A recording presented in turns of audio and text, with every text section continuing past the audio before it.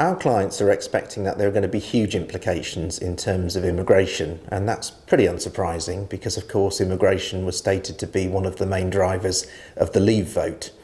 The reality is a little bit more complex than that.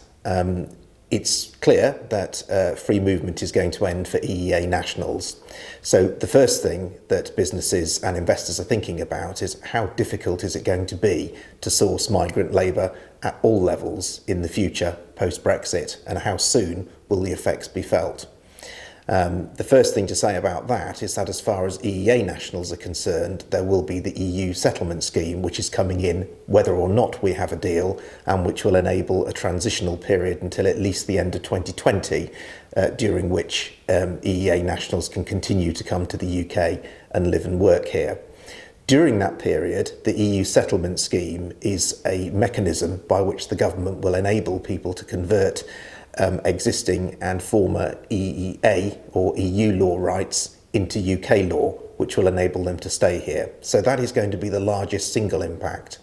But beyond that, there will be, and the government is trying to manage the message on this, a liberalisation of immigration policy in other areas, for example, of the points-based system. And I think what we will be seeing is pinch points in certain areas, particularly in some of the lower skilled roles, but there will continue to be provision, albeit without EEA free movement, which we've been used to in immigration, and probably more immigration at the end of the 2 or 3 years that we've got coming up next than we have at the moment.